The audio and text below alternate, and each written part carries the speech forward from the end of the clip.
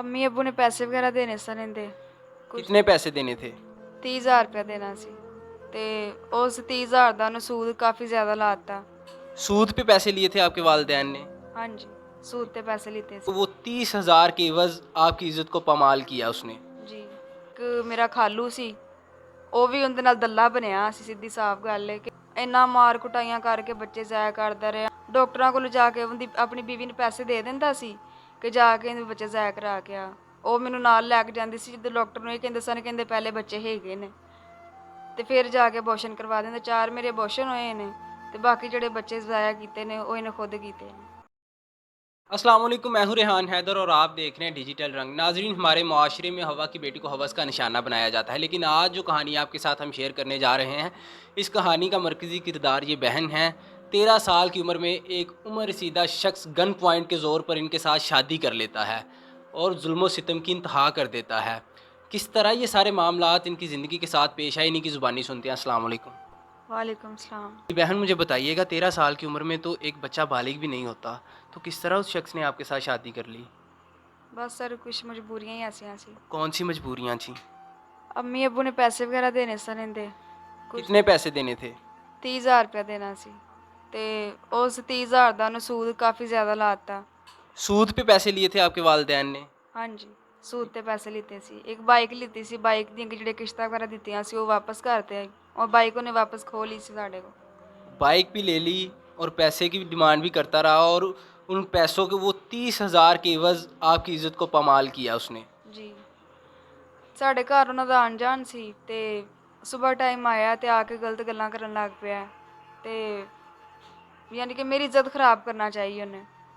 ਤੇ ਮੈਂ ਉਹਨੂੰ ਕਿਹਾ ਕਿ ਮੈਂ ਕਿਹਾ ਅਸੀਂ ਤੇਰੀ ਇੰਨੀ ਇੱਜ਼ਤ ਕਰਨੇ ਆ, ਤੈਨੂੰ ਮਾਮੂ ਸਮਝਨੇ ਆ ਕਿ ਪਿਓ ਦਾ ਦਰਜਾ ਦਿੰਦੇ ਆ, ਲੇਕਿਨ ਇਹ ਤੂੰ ਕੀ ਕਰ ਰਿਹਾ। ਤੇ ਕਹਿੰਦਾ ਮੈਂ ਤਾਂ ਤੇਰੇ ਜਵਾਨ ਹੋਣ ਦਾ ਇੰਤਜ਼ਾਰ ਕਰ ਰਿਹਾ ਸਾਂ ਕਿ ਤੂੰ ਕਿਦੋਂ ਕੁ ਜਵਾਨ ਹੋਣਾ ਤੇ ਮੈਂ ਤੈਨੂੰ ਯਾਨੀ ਕਿ ਆਪਣੀ ਇੱਜ਼ਤ ਬਣਾਉਣਾ ਚਾਹੁੰਦਾ। ਇੰਝ ਗੱਲਾਂ ਕਰਨ ਲੱਗ ਪਿਆ, ਬਦਤਮੀਜ਼ੀ ਕਰਨਾ ਸ਼ੁਰੂ ਕਰਤੀ ਤੇ ਮੈਂ ਉਹਨੂੰ ਸਾਈਡ 'ਤੇ ਇੰਝ ਕਰਕੇ ਨਾ ਤੇ ਮੈਂ ਕਿ ਹੁਣ ਬਾਹਰੋਂ ਹੋ ਕੇ ਆ ਰਹੀ। ਮੈਂ ਥੱਲੇ ਜਾ ਕੇ ਮੈਂ ਤਾਏ ਨੂੰ ਦੱਸਿਆ, ਮੈਂ ਕਿਹਾ ਇਹ ਹਰਕਤ ਬੁਰੀ ਘਰ ਨਹੀਂ ਸੀ, ਹੈ ਕੰਮ 'ਤੇ ਗਿਆ ਸਨ। ਮੈਂ ਥੱਲੇ ਜਾ ਕੇ ਦੱਸਿਆ, ਮੈਂ ਕਿਹਾ ਹਰਕਤ ਕਰਨ ਦਿਆ ਮੇਰੇ ਨਾਲ। ਉਹਨਾਂ ਨੇ ਕਿਹਾ ਕਿ ਸਾਰੇ ਰਾਤ ਨੂੰ ਜਦੋਂ ਇਕੱਠੇ ਹੋਣਗੇ ਫਿਰ ਗੱਲ ਕਰਾਂਗੇ। ਇਹਦੇ ਨਾਲ ਗੱਲ ਕੀਤੀ, ਇੰਨੀ ਮਜ਼ੀਦ ਲੜਾਈ ਜ਼ਿਆਦਾ ਵੱਧ ਗਈ। ਇਹਨੇ ਬੜੀ ਬਦਤਮੀਜ਼ੀ ਮੇਰੇ ਨਾਲ ਕੀਤੀ, ਹੱਥ ਚੁੱਕਣ ਤੱਕ ਗਿਆ ਕਿ ਝੂਠ ਬੋਲਣ ਦੇ ਹੀ ਮੈਂ ਮੇਰੇ 'ਤੇ ਧੀਆਂ ਬਜਾਇਆ ਤੇ ਮੈਂ ਕਿਹਾ ਮੈਂ ਪਾਗਲ ਹਾਂ, ਤੇਰੇ 'ਤੇ ਏਡਾ ਵੱਡਾ ਇਲਜ਼ਾਮ ਲਾ ਦਾਂਗੀ। ਉਸ ਤੋਂ ਬਾਅਦ ਇਹ ਯਕਦਮ ਰੌਲਾ ਪੈ ਗਿਆ। ਇਹਨੇ ਕਿਹਾ ਕਿ ਅੱਬੀ ਜਿਹੜੇ ਤੁਹਾਡੇ ਪੈਸੇ ਮੈਂ ਤੁਹਾਨੂੰ ਦਿੱਤੇ ਨੇ ਨਾ ਇੱਥੇ ਸੁੱਟੋ ਤੇ यानी वो 30,000 वापस करें मुझे? ਉਹਦਾ ਸੂਤ ਲਾ ਕੇ ਉਹਦੇ ਲੱਖਾਂ ਤੱਕ ਪਹੁੰਚ ਗਿਆ ਸੀ। 30,000 ਜਿਹੜਾ ਲਿੱਤਾ ਸੀ ਉਹਦੀ ਵਜ੍ਹਾ ਨਾਲ ਕਹਿੰਦਾ ਸੀ ਮੈਨੂੰ ਅਭੀ ਪੈਸੇ ਚਾਹੀਦੇ ਨੇ। ਸਾਡੇ ਕੋਲ ਪੈਸੇ ਤੇ ਨਹੀਂ ਸੀ ਆ, ਲੇਕਿਨ ਇਹਨੇ ਸਾਡੇ ਕੋਲ ਮਕਾਨ ਖਾਲੀ ਕਰਾ ਲਿਆ ਸੀ। मकान की मालियत कितनी थी? 5 ਮਰਲੇ ਦਾ ਮਕਾਨ ਹੈ ਗ੍ਰੀਨ ਟਾਊਨ 'ਚ, ਇਹਦੇ ਘਰ ਦੇ ਨਾਲ ਹੀ ਹੈਗਾ। ਉਹ ਤਾਂ ਇਹਦਾ ਵੀ ਸੀ, ਸਾਡਾ ਵੀ ਸੀ, ਸਾਂਝਾ ਸੀ ਸਾਡਾ ਘਰ। ਉਹਨਾਂ ਨੇ ਵੀ ਖਾਲੀ ਕਰਤਾ, ਅਸੀਂ ਵੀ ਕਰ ਦਿੱਤਾ। ਉਹ ਮਕਾਨ ਅਸੀਂ ਇਹਨੂੰ ਦੇ ਦਿੱਤਾ। ਇਹਨੇ ਉਹਦੇ 'ਤੇ ਜ਼ਬਰਦਸਤੀ ਕਬਜ਼ਾ ਕਰ ਲਿਆ, ਝੂਠ ਬੋਲ ਕੇ ਕਿ ਇਹਨਾਂ ਦੇ ਇੰਨਾ ਪੈਸਾ ਬਣ ਗਿਆ ਸੀ ਤੇ ਇੰਨੇ ਪੈਸੇ ਹੈ ਨਹੀਂ ਸਨ। ਸੂਦ ਲਾ ਕੇ ਉਹਨੇ ਬੜਾ ਜ਼ਿਆਦਾ ਪੈਸਾ ਬਣਾਤਾ ਸੀ। ਉਹਦੀ ਵਜ੍ਹਾ ਨਾਲ ਅਸੀਂ ਉੱਥੋਂ ਚਲੇ ਤੇ ਗਏ, ਅਲੱਗ ਜਾ ਕੇ ਕਿਰਾਏ 'ਤੇ ਘਰ ਲੈ ਲਿਆ। ਇਹਦੇ ਡਰ ਦੀ ਵਜ੍ਹਾ ਨਾਲ ਅੰਮੀ ਅੱਬੂ ਨੇ ਮੇਰੀ ਨਿਕਾਹ ਕਰਤਾ ਮਾਮੂ ਦੇ ਬੇਟੇ ਨਾਲ ਕਿ ਹੋ ਸਕਦਾ ਸਾਡਾ ਪਿੱਛਾ ਨਾ ਕਰੇ ਜਾਂ ਉਹਦੇ ਦਿਲ 'ਚੋਂ ਬਗੈਰਤੀ ਖਤਮ ਹੋਈਏ। ਉਹਨ ਮਾਮੂ ਦੇ ਬੇਟੇ ਨਾਲ ਨਿਕਾਹ ਕਰਤਾ। ਕੁਛ ਦਿਨ ਰਹਿਮ, ਯਾਨੀ ਕਿ ਮਹੀਨਾ 2 ਮਹੀਨਾ ਰਹਿਮ ਉਹਦੇ ਕੋਲ ਤੇ ਉੱਥੇ ਸਾਡੇ ਪਿੱਛੇ ਗਿਆ ਤੇ ਕਹਿੰਦਾ ਤੁਸੀਂ ਉੱਥੇ ਵਾਪਸ ਆਈਏ, ਇੱਥੇ ਤੁਸੀਂ ਜ਼ਲੀਲ ਹੋਣਦੇ 'ਚ। ਉਹ ਮੈਂ ਕਿਰਾਏ 'ਤੇ ਦਿੱਤਾ, ਤੁਸੀਂ ਉੱਥੇ ਕਿਰਾਇਆ ਦਿੱਤੀ ਜਾਣਾ। ਇਹ ਸਾਨੂੰ ਬੜੇ ਪਿਆਰ ਭੋਜਨ ਨਾਲ ਵਾਪਸ ਲਿਆ ਤੇ ਅੰਮੀ ਕਹਿੰਦੀ ਹੁਣ ਉਹਦਾ ਆਪਣਾ ਘਰ ਵਸ ਗਿਆ, ਹੋ ਸਕਦਾ ਕਿ ਹੁਣ ਐਸੀ ਕੋਈ ਗੱਲ ਨਾ ਕਰੇ। ਲੇਕਿਨ ਅਸੀਂ ਇੱਥੇ ਆਏ ਹਾਂ, ਥੋੜ੍ਹੇ ਦਿਨ ਰਹਿਵਾਂ ਤੇ ਆ ਕੇ ਉਹਨੇ ਮੇਰੇ ਮੀਆਂ ਨੂੰ ਕਿਹਾ ਕਿ ਮੈਂ ਤੇਰੇ ਕੋਲ ਕੰਮ ਕਰਾਉਣਾ ਹੈ। ਮਾਮੂ ਘਰ ਲੈ ਕੇ ਗਿਆ ਉਹਨਾਂ ਨੂੰ, ਮੇਰੇ ਮਾਮੂ ਦੇ ਘਰ। ਉੱਥੇ ਲੈ ਕੇ ਗਿਆ, ਉਹਨੂੰ ਇੰਨਾ ਜ਼ਿਆਦਾ ਮਾਰਿਆ ਕੁੱਟਿਆ, ਸੂਹ ਦੀਆਂ ਬਾਜ਼ੂ ਵਗੈਰਾ ਤੋੜ ਕੇ, ਲੱਤਾਂ ਵਗੈਰਾ ਤੋੜ ਕੇ, ਕਾਫੀ ਜ਼ਿਆਦਾ ਕਿ ਉਹ ਚੱਲ ਕੇ ਨਹੀਂ ਗਿਆ ਆਪਣੇ ਘਰ। ਉਹਨੂੰ ਲੈ ਕੇ ਗਏ ਨੇ। ਉਹਨੂੰ ਕਿਹਾ ਕਿ ਅਗਰ ਤੂੰ ਵਾਪਸ ਲੈਣ ਆਏਗਾ ਨਾ ਆਪਣੀ ਬਿਊਟੀ ਨੇ ਤੇ ਮੈਂ ਉਹਨੂੰ ਵੀ ਮਾਰ ਦਾਂਗਾ, ਤੈਨੂੰ ਵੀ ਮਾਰ ਦਾਂਗਾ। ਉਹ ਫਿਰ ਉਹਨਾਂ ਨੇ ਅੰਮੀ ਨਾਲ ਰਾਬਤਾ ਕੀਤਾ ਕਿ ਇਹ ਕੀ ਕਰਨ ਦਿਆ ਜਾਂ ਮੇਰੀ ਬੀਵੀ ਹੈ, ਪਤਾ ਨਹੀਂ ਕੀ ਗੱਲ ਹੋਈ। ਤੇ ਅਚਾਨਕ ਹੀ ਰਾਤ ਦਾ ਟਾਈਮ ਸੀ ਤੇ ਪੁਲਿਸ ਲੈ ਕੇ ਆ ਗਏ। ਉਹਨਾਂ ਨੇ ਕਿਹਾ ਕਿ ਇਹਨਾਂ ਨੂੰ ਨਾ ਅਗਵਾ ਕੀਤਾ ਹੈ ਕੁੜੀ ਨੂੰ। ਅਸੀਂ ਉੱਥੇ ਥਾਣੇ ਚਲੇ ਗਏ, ਗ੍ਰੀਨ ਟਾਊਨ ਥਾਣੇ। ਉੱਥੇ ਗਿਆ ਵਾਂ ਤੇ ਉਹਨਾਂ ਨੇ ਕਿਹਾ ਕਿ ਕਹਿੰਦਾ ਮੈਂ ਤੇਰੇ ਖਾਲਾਂ ਦੇ ਬੱਚਿਆਂ ਨੂੰ ਵੀ ਅਗਵਾ ਕਰਤਾ ਕਮਰੇ 'ਚ ਤੇ ਮੇਰਾ ਭਾਈ ਸੀ, ਮਾਮੂ ਸੀ। अगवा किसने किया? ਮੇਰੇ ਮੀਆਂ ਨੇ, ਸ਼ਕੀਲ ਖੋਖਰ ਨੇ। ਉਹਨੇ ਬੰਦ ਕਰਤਾ ਕਮਰੇ 'ਚ। ਕਹਿੰਦਾ ਅਗਰ ਮੇਰਾ ਸਾਥ ਨਹੀਂ ਇੱਥੇ ਮੈਨੂੰ ਗੰਦਿਆਂ ਕਰੇਂਗੀ ਨਾ ਤੇ ਮੈਂ ਜਾਂਦਿਆਂ ਨਾਲ ਹੀ ਸਭ ਨੂੰ ਕਤਲ ਕਰ ਦਾਂਗਾ, ਕਿਉਂਕਿ ਮੇਰੀ ਬੜੀ ਇੱਜ਼ਤ ਹੈ। ਗੱਲਾਂ ਕਰਨ ਲੱਗ ਪਿਆ। ਮੈਂ ਕਿਹਾ ਚਲੋ ਠੀਕ ਹੈ, ਮੈਂ ਤੇਰਾ ਇੱਥੇ ਸਾਥ ਦਾਂਗੀ, ਲੇਕਿਨ ਤੇਰੀ ਮਿਹਰਬਾਨੀ, ਤੂੰ ਮੇਰੀ ਜਾਨ ਛੱਡ ਦੀ। ਉਹਨੇ ਕਿਹਾ ਠੀਕ ਹੈ। ਇਹਨੇ ਗੱਲ ਕੀਤੀ। ਅਸੀਂ ਉਸ ਤੋਂ ਬਾਅਦ ਅੱਬੂ ਹੋਰੀ ਨਾਰਾਜ਼ ਹੋ ਗਏ ਮੇਰੇ ਤੋਂ, ਸਸੁਰਾਲ ਵਾਲੇ ਨਾਰਾਜ਼ ਹੋ ਗਏ। यानी कि आपने डर के मारे उसके हक में बयान दे दिया। ਹਾਂਜੀ, ਉਹਦੇ ਹੱਕ 'ਚ ਦੇ ਦਿੱਤਾ ਕਿ ਮਜ਼ੀਦ ਸਾਡੇ ਕੋਈ ਨੁਕਸਾਨ ਨਾ ਹੋਈਏ ਜਾਂ ਸਾਡੀ ਦੁਸ਼ਮਣੀ ਨਾ ਵੱਧ ਜੇ। ਉਹ ਸਾਰੇ ਨਾਰਾਜ਼ ਹੋ ਕੇ ਚਲੇ ਗਏ। ਫਿਰ ਐਂਡ ਤੇ ਬਸ ਖਾਲਾ ਬਚੀ ਮੇਰੇ ਕੋਲ। ਖਾਲਾ ਵੀ ਮੈਨੂੰ ਆਪਣੇ ਨਾਲ ਲੈ ਗਈ ਜਦੋਂ ਵਾਪਸ ਆਏ ਆ। ਉਹ ਵੀ ਮੈਨੂੰ ਆਪਣੀ ਨਨਾਣ ਦੇ ਕੋਲ ਲੈ ਗਈ ਕਿ ਚਲੋ ਮੈਂ ਇਹਦੀ ਇੱਜ਼ਤ ਮਹਿਫੂਜ਼ ਕਰ ਦਿੰਦੀ ਹਾਂ। ਲੇਕਿਨ ਇਹਨਾਂ ਨੇ ਪਿੱਛੋਂ ਅੱਬੂ ਹੋਰਾਂ ਨੂੰ ਵੀ ਲੈ ਆਇਆ ਕਿ ਤੁਹਾਡੀ ਧੀ ਨੂੰ ਲੈ ਕੇ ਪਤਾ ਨਹੀਂ ਕਿੱਥੇ ਨੱਸ ਗਈ ਏ, ਤੁਸੀਂ ਇੱਥੇ ਆਵੋ। ਅੱਬੂ ਹੋਰਾਂ ਨੂੰ ਲੈ ਆਇਆ, ਇਹਨਾਂ ਨੂੰ ਵੀ ਆ ਕੇ ਬੰਦ ਕਰਤਾ ਸੀ ਕਮਰੇ 'ਚ। ਪਿੱਛੋਂ ਖਾਲਾ ਨੂੰ ਫੋਨ ਕਰਕੇ ਕਿਹਾ ਕਿ ਮੈਂ ਤੁਹਾਡਾ ਪਰਚਾ ਕਰਾ ਦਾਂਗਾ, ਤੁਸੀਂ ਕੁੜੀ ਗਵਾਹ ਕਰਕੇ ਲੈ ਗਏ। ਖਾਲਾ ਨੇ ਕਿਹਾ ਕਿ ਮੇਰਾ ਤੇਰੇ ਨਾਲ ਐਸਾ ਕੋਈ ਰਿਸ਼ਤਾ ਨਹੀਂ ਹੈ ਕਿ ਜਿਹੜਾ ਮੈਂ ਤੈਨੂੰ ਜ਼ੋਰ ਅਜ਼ਮਾਇਸ਼ ਨਾਲ ਰੱਖ ਸਕਾਂ, ਤੇ ਮਜਬੂਰਨ ਮੈਨੂੰ ਤੇਰੇ ਮਾਂ ਪਿਓ ਨੂੰ ਵਾਪਸ ਕਰਨਾ ਪੈਣਾ ਤੈਨੂੰ। ਉਹ ਮੈਨੂੰ ਵਾਪਸ ਕਰਕੇ ਯਾਨੀ ਕਿ ਬਿੱਲੂ ਡੋਗਰ ਹੈਗਾ ਉਹਦੇ ਡੇਰੇ 'ਤੇ ਇੱਥੇ, ਯਾਨੀ ਕਿ ਮੈਨੂੰ ਛੱਡ ਕੇ ਚਲੇ ਗਿਆ ਸਨ। ਉਸ ਤੋਂ ਬਾਅਦ ਅਸੀਂ ਰਾਤ ਵਾਪਸ ਆਏ ਹਾਂ ਅਤੇ ਮੈਂ ਹਾਮਲਾ ਸਾਂ। ਅਤੇ ਇਹਨੇ ਮੈਨੂੰ ਕਿਹਾ ਜੀ ਮੈਂ ਚੂੜਿਆਂ ਦਾ ਬਾਲ ਨਹੀਂ ਰੱਖਣਾ ਚਾਹੁੰਦਾ, ਮੈਂ ਗੰਦ ਨੂੰ ਬਰਦਾਸ਼ਤ ਨਹੀਂ ਕਰ ਸਕਦਾ। ਇਹ ਮੈਨੂੰ ਨਾਲੇ ਨੇ ਮੈਨੂੰ ਮਾਰਿਆ ਅਤੇ ਨਾਲੇ ਮੈਨੂੰ ਡਾਕਟਰ ਕੋਲ ਲੈ ਕੇ ਗਿਆ, ਦਵਾਈ ਵਗੈਰਾ ਮੈਡੀਸਨ ਲੈ ਕੇ ਦਿੱਤੀ ਕਿ ਅਬੋਰਸ਼ਨ ਹੋਈਏ ਆਪਣੇ ਆਪ ਹੀ। ਲੈ ਕੇ ਗਏ। ਦੂਸਰਾ ਦਿਨ ਬਸ ਹੋਇਆ ਅਤੇ ਇਹਨੇ ਕਾਰੀ ਸਾਹਿਬ ਨੂੰ ਬੁਲਾਇਆ।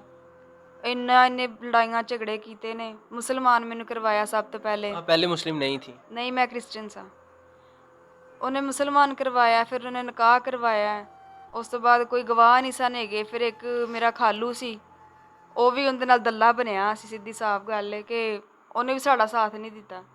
ਇੱਕ ਉਹ ਕਾਰੀ ਸਾਹਿਬ 2 ਗਵਾਹ ਵਿੱਚ ਉਹਨੇ ਪਾਤੇ ਨੇ ਅਤੇ ਉਹਨੇ ਕਿਹਾ ਜੀ ਨਿਕਾਹ ਹੋ ਗਿਆ। ਉਸ ਤੋਂ ਬਾਅਦ ਅੰਮੀ ਹੋਰਾਂ ਨੂੰ ਉਹਨੇ ਕਿਹਾ ਕਿ ਤੁਸੀਂ ਵੀ ਮੁਸਲਮਾਨ ਹੋਈਓ, ਅਤੇ ਉਹਨਾਂ ਦੇ ਫਾਰਮ ਵਗੈਰਾ ਉਹਨੇ ਬਣਾਏ ਨੇ ਮੁਸਲਮਾਨਾਂ ਦੇ, ਲੇਕਿਨ ਉਹ ਮੁਸਲਮਾਨ ਹੈ ਨਹੀਂ।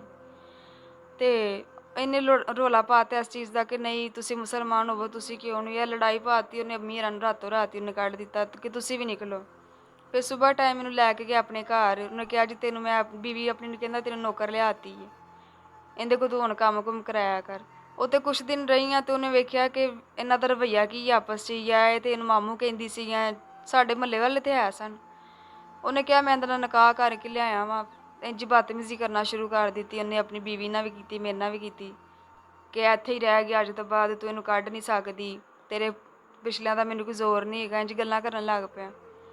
ਉਹਦੀ ਬੁੱਢੀ ਰਿਆਸਤ ਤੁਹਾਨੂੰ ਪਤਾ ਸੁੱਕਣਾ ਕਿੰਝ ਦੀਆਂ ਹੁੰਦੀਆਂ ਨੇ। ਬੜਾ ਬੁਰਾ ਸਲੂਕ ਕੀਤਾ ਉਹਨੇ ਮੇਰੇ ਨਾਲ। ਪੂਰੇ 13 ਸਾਲ ਨੌਕਰ ਬਣਾ ਕੇ ਰੱਖਿਆ, ਮਾਰ ਕੁਟਾਈ, ਬੜਾ ਬੁਰਾ ਸਲੂਕ ਕੀਤਾ। ਉਸ ਤੋਂ ਬਾਅਦ ਜੇ ਰਹੀ ਗੱਲ ਮੇਰੇ ਮੀਆਂ ਦੀ, ਉਹਨੇ ਵੀ ਅੱਲਾ ਨੇ ਅਗਰ ਮੇਰੀ ਸੋਹਣੀ ਲਈ ਸੀ, ਔਲਾਦ ਦੇਣ ਹੀ ਲੱਗਾ ਸੀ, ਲੇਕਿਨ ਉਹਨੇ ਨਹੀਂ ਲੈਣ ਦਿੱਤੀ। ਇੰਨਾ ਮਾਰ ਕੁਟਾਈਆਂ ਕਰਕੇ ਬੱਚੇ ਜ਼ਾਇਆ ਕਰਦਾ ਰਿਹਾ। ਡਾਕਟਰਾਂ ਕੋਲ ਜਾ ਕੇ ਉਹਦੀ ਆਪਣੀ ਬੀਵੀ ਨੂੰ ਪੈਸੇ ਦੇ ਦਿੰਦਾ ਸੀ ਕਿ ਜਾ ਕੇ ਇਹਦੇ ਬੱਚੇ ਜ਼ਾਇਆ ਕਰਾ ਕੇ ਆ। ਉਹ ਮੈਨੂੰ ਨਾਲ ਲੈ ਕੇ ਜਾਂਦੀ ਸੀ ਜਦੋਂ ਡਾਕਟਰ ਨੂੰ ਇਹ ਕਹਿੰਦੇ ਸਨ, ਕਹਿੰਦੇ ਪਹਿਲੇ ਬੱਚੇ ਹੈਗੇ ਨੇ, ਅਤੇ ਫਿਰ ਜਾ ਕੇ ਅਬੋਰਸ਼ਨ ਕਰਵਾ ਦਿੰਦੇ। 4 ਮੇਰੇ ਅਬੋਰਸ਼ਨ ਹੋਏ ਨੇ, ਅਤੇ ਬਾਕੀ ਜਿਹੜੇ ਬੱਚੇ ਜ਼ਾਇਆ ਕੀਤੇ ਨੇ ਉਹ ਇਹਨੇ ਖੁਦ ਕੀਤੇ ਨੇ। तो आपने कभी इसके खिलाफ कोई एक्शन लेने के लिए पुलिस स्टेशन या किसी अदारे में कंप्लेन नहीं की? ਨਹੀਂ ਸਰ, ਮੈਂ ਮਜਬੂਰ ਸਾਂ ਕਿਉਂਕਿ ਮੇਰੇ ਕੋਲ ਸਪੋਰਟ ਨਹੀਂ ਸੀ ਹੈ। ਮੇਰੇ ਵਾਲਿਦ ਸਾਹਿਬ ਨਹੀਂ ਸੀ ਯਾਨੀ ਕਿ ਇੰਨੇ ਜੋਗੇ ਆ, ਬੜੇ ਯਾਨੀ ਕਿ ਕਮਜ਼ੋਰ ਦਿਲ ਦੇ ਨੇ, ਅਤੇ ਕੋਈ ਰਿਸ਼ਤੇਦਾਰ 'ਚ ਵੀ ਨਹੀਂ ਸੀ ਐਸੀ ਸਪੋਰਟ ਹੈ ਜਿਹਦੇ ਸਿਰ 'ਤੇ ਮੈਂ ਇੰਝ ਕਰ ਸਕਦੀ। ਹੁਣ 13 ਸਾਲ ਬਾਅਦ ਭਾਈ ਜਵਾਨ ਹੋਇਆ, ਉਦੋਂ 8-9 ਸਾਲ ਦਾ ਹੈਗਾ ਸੀ। ਮਾਸ਼ਾਅੱਲਾ ਹੁਣ ਜਵਾਨ ਹੈ।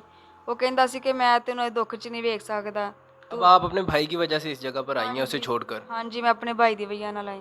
तो पीछे से उस बंदे का क्या रिएक्शन? वो थ्रेट कर रहा है, आपको तंग कर रहा है? ਹਾਂਜੀ, ਉਹ ਕਹਿੰਦਾ ਕਿ ਮੈਂ ਤੈਨੂੰ ਮਰਵਾ ਦੇਣਾ, ਕਹਿੰਦਾ ਮੈਂ ਸ਼ਰੇਆਮ ਤੈਨੂੰ ਕਤਲ ਕਰਵਾ ਸਕਦਾ, ਮੇਰਾ ਕੋਈ ਕੁਛ ਨਹੀਂ ਵਿਗਾੜ ਸਕਦਾ। ਉਹ ਕਹਿੰਦਾ ਹੈ ਕਿ ਮੈਨੂੰ ਹਲੇ ਵੀ ਕਹਿੰਦਾ ਨਹੀਂ ਤੂੰ ਵਾਪਸ ਆਈ ਆ, ਮੈਂ ਤੈਨੂੰ ਨਹੀਂ ਕੁਛ ਐਸਾ ਕਹਾਂਗਾ, ਲੇਕਿਨ ਮੈਂ ਨਹੀਂ ਜਾਣਾ ਚਾਹੁੰਦੀ। तो अब आप क्या हुकूमत से या किसी अदारे से अपील करना चाहेंगी? ਹੁਣ ਇਹ ਹੀ ਕਹਿਣਾ ਚਾਹਾਂਗੇ ਕਿ 5-6 ਮਹੀਨੇ ਹੋ ਗਏ ਨੇ ਅਸੀਂ ਜ਼ਲੀਲ ਹੋ ਰਹੇ ਹਾਂ। ਥਾਣੇ ਕਚਹਿਰੀਆਂ ਹਰ ਕਿਤੇ ਜਾ ਕੇ ਵੇਲਿਆ, ਲੇਕਿਨ ਹਰ ਕੋਈ ਪੈਸੇ ਦੇ ਸਿਰ 'ਤੇ ਵਿਕਣ ਦਿਆ। ਜਿੱਥੇ ਵੀ ਕਿਤੇ ਉਹਨੂੰ ਬੁਲਾਉਂਦੇ ਨੇ, ਅਸੀਂ ਬਾਹਰ ਲਿਆ ਕੇ ਖੜੇ ਹੁੰਦੇ ਹਾਂ, ਪੈਸੇ ਦੇ ਕੇ ਉਹ ਜਾਂਦਾ, ਪਤਾ ਵੀ ਨਹੀਂ ਚੱਲਦਾ। ਲੇਕਿਨ ਇਹੋ ਹੀ ਮੇਰੀ ਹਕੂਮਤ ਵਾਲੇ ਬੜੀ ਮਿੰਨਤ ਵਾਲੀ ਗੱਲ ਹੈ ਕਿ ਮੇਰਾ ਸਾਥ ਦੇਣ, ਕਿਉਂਕਿ ਮੈਂ ਵੀ ਕਿਸੇ ਦੀ ਧੀ ਭੈਣ ਆ। ਤੁਸੀਂ ਇਹ ਸੋਚੋ ਕਿ ਅਗਰ ਅੱਜ ਮੇਰਾ ਸਾਥ ਨਹੀਂ ਨਾ ਦੋਗੇ ਤੇ ਕੱਲ੍ਹ ਨੂੰ ਕਿਸੇ ਹੋਰ ਨੂੰ ਮੂੰਹ ਪਾਈਏਗਾ ਕਿ ਇੰਜ ਕਰਨ ਦਾ ਮੌਕਾ ਮਿਲ ਜਾਏਗਾ। तो मेहरबानी मेरा साथ दिता जाए। जी नाजरीन, आपने इस बहन की दर्द भरी दास्तान सुनी। कब तक हमारे मुआशरे में ऐसे ही होता रहेगा? इसी के साथ मुझे दीजिएगा इजाज़त। डिजिटल रंग को कर लें सब्सक्राइब। मिलते हैं अगली वीडियो में, तब तक के लिए फ़ी अमान अल्लाह।